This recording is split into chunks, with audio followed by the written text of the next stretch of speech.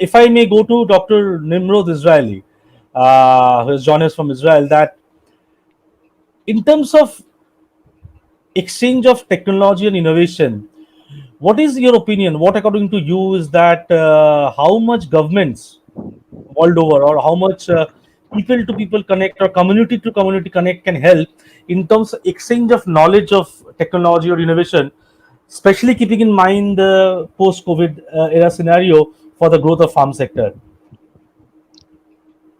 Well, I think that post-COVID is an opportunity to focus on agriculture and to take it to the 21st century. It should have been done a long time ago in India. The government should step in much, much stronger, I believe.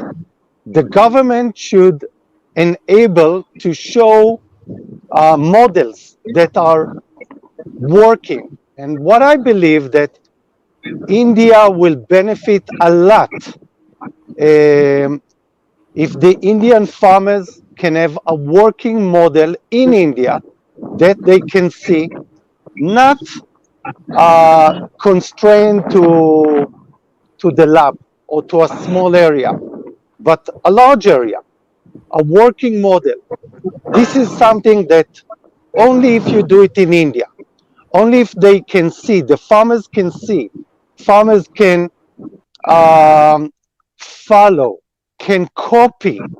This is something that will work. I also believe that regardless the COVID-19, if you look at the rate of number of farmers in India, let's say that roughly it is 50% of the population is working in agriculture. Am I right? Right, right. Yes.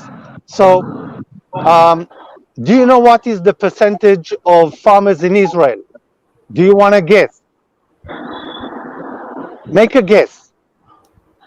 Anyone want to guess? Anyone? Please. 30%, 10%, 1%, 60%. How many? 1%. 1%. So it is closer to 0.1%. 0.1%. And actually, farmers are producing more than we need. We export a lot, as you know. And I believe that sooner or later, and better sooner than later, India will have to make that change. Will have to. The numbers will have to go from 50% down to 5%. How do you do it? Well, there are, again, you have examples today from other countries. Israel and myself will be happy to contribute and to help doing it.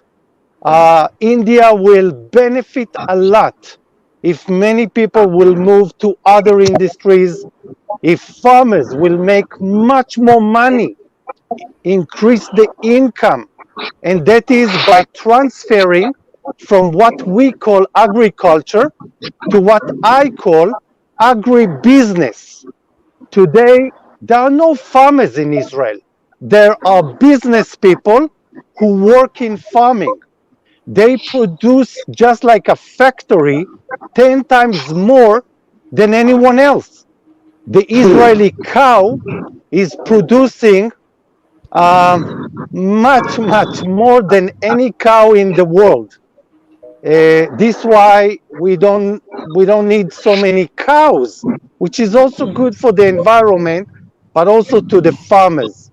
So I would like to interrupt Dr. Nimrod here, because I will because very interesting things you have said. I think if Dr. Reddy is here, he can answer to that. Dr. Reddy, Shavik here from Yes. Millets, what Dr. Nimrod Israeli from Israel just said, that can we think of shifting to a model where we can talk about agriculture to agribusiness more? Certainly, I cannot agree less than 100% with Mr. Nirmoth.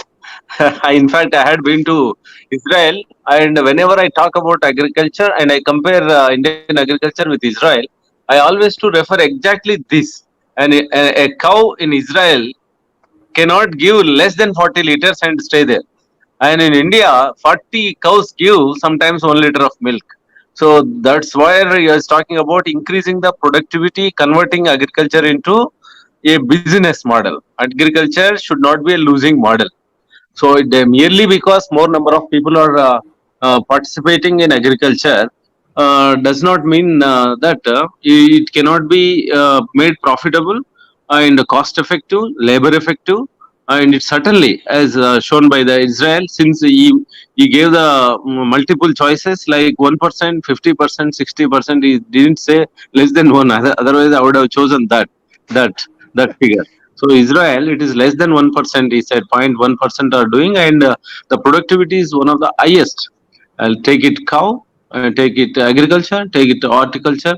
Certainly, we need to learn a lot from Israel, either soil conservation or water conservation, and it is one of the lowest rain receiving countries in the world, and still the productivity is so high. It is quite impressive, and I feel I fully agree with him.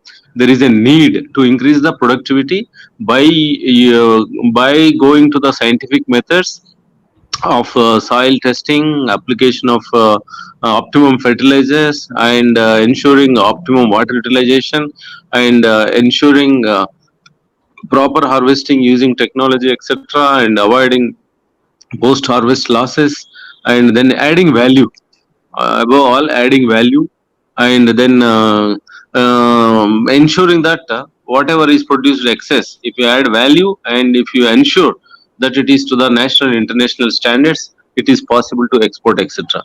I really congratulate and agree with Israel.